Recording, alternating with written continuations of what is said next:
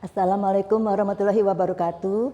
Selamat jumpa kembali anak-anak dalam kita belajar sosiologi untuk pertemuan kita yang kedua dalam semester kedua ini atau semester genap.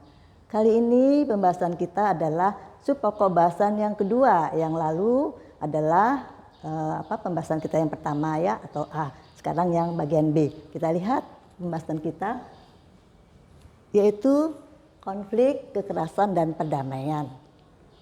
Sekarang kita bahas tentang konflik. Yang lalu sudah kita jelaskan juga tentang konflik menurut asal katanya ya dan bahasa menurut Kamus Besar Bahasa Indonesia. Sekarang kita lihat lagi pengertian lain menurut para ahli.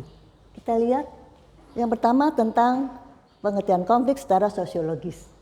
Konflik diartikan sebagai suatu proses sosial antara dua orang atau lebih atau disebut dengan kelompok yang berusaha menyingkirkan pihak lain dengan cara menghancurkannya atau membuatnya tidak berdaya. Kemudian menurut pendapat Sujono Sukanto, konflik didefinisikan sebagai suatu proses sosial individu atau kelompok yang berusaha memenuhi tujuannya dengan jalan menentang pihak lain atau pihak lawan yang disertai dengan ancaman dan atau kekerasan. Nah inilah ya tentang definisi konflik yang lalu sudah kita bahas juga. Ini menurut pendapat ahli jadi lebih kuat lagi pengertiannya.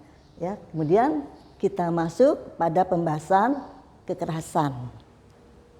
Kekerasan menurut pembahasan Kamus Besar Bahasa Indonesia yaitu didefinisikan sebagai perbuatan seseorang atau kelompok yang menyebabkan cedera atau matinya orang lain atau menyebabkan kerusakan fisik atau barang orang lain.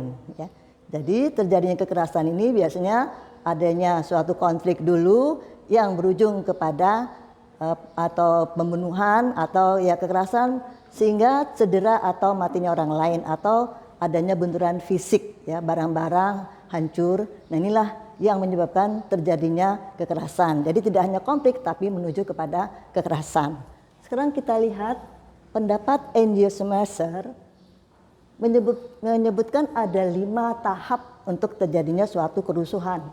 Kerusuhan ini adalah kekerasan yang bersifat massal.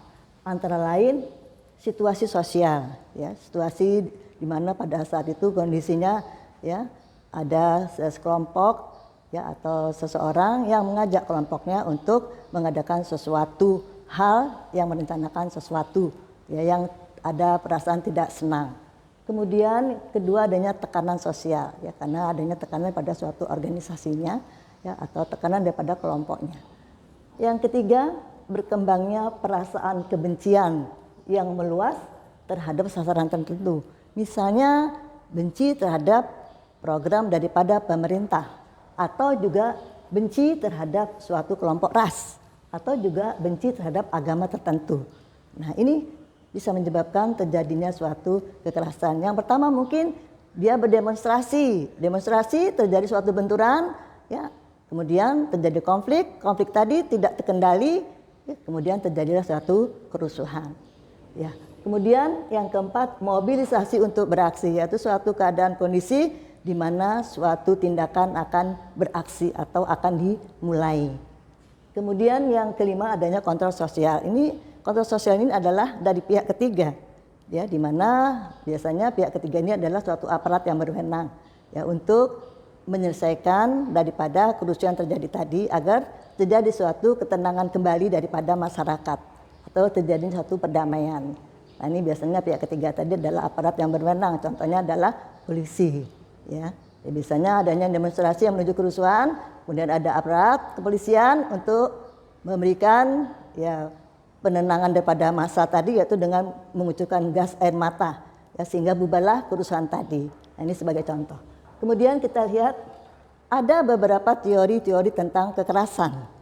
Yang pertama teori faktor individual. Ahli berpendapat setiap perilaku kelompok itu selalu berawal dari perilaku individu. Ya.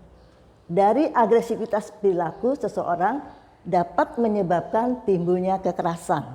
Ya, jadi kekerasan tadi biasanya yang dilakukan dari faktor individu tadi yang terlalu agresivitas daripada tindakannya tadi, sehingga terjadilah suatu kekerasan. Ya, biasanya kekerasan tadi ya daripada individu tadi dia mengajak daripada kelompoknya atau organisasinya tadi, sehingga terjadilah suatu kekerasan daripada kelompok. Ya, nah ini. Jadi berawal daripada individu. Kemudian teori faktor kelompok. Pandangan beberapa ahli mengatakan bahwa setiap individu cenderung membentuk kelompok ya, dengan mengedepankan identitas daripada masing-masing atau berdasarkan persamaan rasnya, kemudian agamanya atau etnisnya.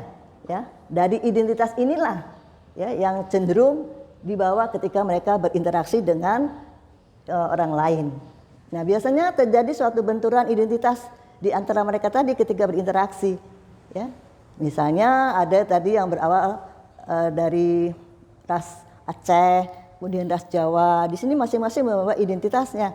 Nah, apabila tidak ada kesesuaian di antara masing-masing ras tadi, terjadilah suatu benturan karena tidak ada yang saling hormat menghormati atau saling menghargai daripada pendapat masing-masing, sehingga terjadilah suatu konflik dan bisa berujung kepada kekerasan. Nah, ini karena identitas daripada masing-masing individu yang berlainan sehingga terjadi suatu benturan.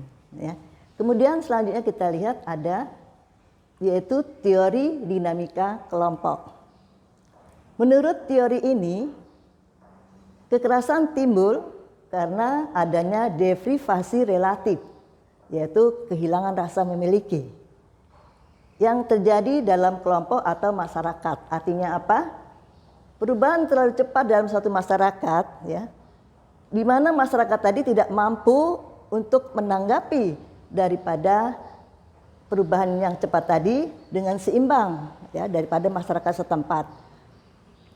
Maka ya, di sini suatu sistem sosial dan nilai masyarakat tadi tidak dapat menerimanya, sehingga masyarakat merasa terasing, ya, dan timbullah deprivasi relatif atau kehilangan rasa memiliki yang berakhir dengan perlawanan atau kekerasan. Ya, nah biasanya nih kalau kita lihat adanya budaya asing yang masuk ke masyarakat pribumi setempat di mana masyarakat tadi tidak siap. Nah, di sini terjadi ya suatu biasanya kultural lack ya, atau kita lihat di sini adanya terjadi deprivasi relatif. Contohnya itu pada masyarakat Papua, di mana ada teknologi yang masuk, pabrik masuk, Freeport di Papua tadi, di mana masyarakat tadi tidak siap untuk menerima alat-alat teknologi serta sistem nilai yang baru, sehingga masyarakat tadi kehilangan atau tidak mampu ya untuk menerima teknologi tadi. Nah, disinilah maka terjadi suatu benturan daripada kelompok masyarakat pribumi setempat dengan masyarakat pendatang yang bekerja di dalam pabrik tersebut. Nah, Freeport ini ya dari negara asing yaitu Amerika ya. Nah, inilah sehingga terjadi benturan fisik ya di mana masyarakat setempat tadi tidak menerimanya. Jadi seharusnya masyarakat yang pribumi tadi yang harus diajak untuk dapat perlahan menyesuaikan diri dan keadaan mereka yang ada perubahan sistem nilai yang baru. Nah, maka terjadi suatu perdamaian. Tapi kalau tidak terjadi ya tadi terjadi suatu benturan ya. Nah, antara masyarakat setempat dengan masyarakat asing ya, atau yang membawa pembaharuan atau perubahan. Sekarang kita lihat yaitu dengan tadi terjadinya suatu konflik, maka tidak mungkin kita akan terjadi konflik terus ya. Maka akan capek juga konflik terus, maka harus ada penengahnya yaitu perdamaian. Kita lihat di sini. Kondisi sosial akibat konflik jelas merupakan kondisi yang tidak menyenangkan ya bagi salah satu pihak, terutama dari pihak yang kalah. Hal inilah yang menjadi salah satu penyebab terjadinya kedamaian. Istilah damai ini sering diartikan sebagai ketentraman, keharmonisan atau harmoni dan ketenangan. Dan kalau kita lihat istilah damai pada suatu wilayah itu berbeda satu dengan wilayah yang lainnya. Kalau kita lihat di sini di Jerman istilah damai tadi dengan istilah Friede. Di Jepang istilah damai tadi dengan Heiwa. Ya. Kemudian di Bangladesh istilah damai tadi dengan kata Santi. Kemudian di Indonesia dengan istilah damai. Ya. Nah ini kalau kita lihat pengertian istilah damai daripada setiap negara yang berbeda atau setiap wilayah. Ya. Kemudian kita lihat di sini, biasanya upaya perdamaian ini, apalagi yang telah terjadinya konflik, maka diupayakan ya dialog, pembicaraan, ya, atau diskusi dari pihak yang mengadakan suatu konflik. Kedua belah pihak tadi disatukan, diajak bersama, duduk bersama untuk mendiskusikan atau dialog untuk mencapai suatu pemecahan masalah. Maka di sini terjadilah suatu solusi. Misalnya dengan damai tadi, yaitu dengan adanya beberapa cara, yaitu dengan cara konsiliasi, mediasi, ya, yang selanjutnya kita akan dapat lihat di modul kalian.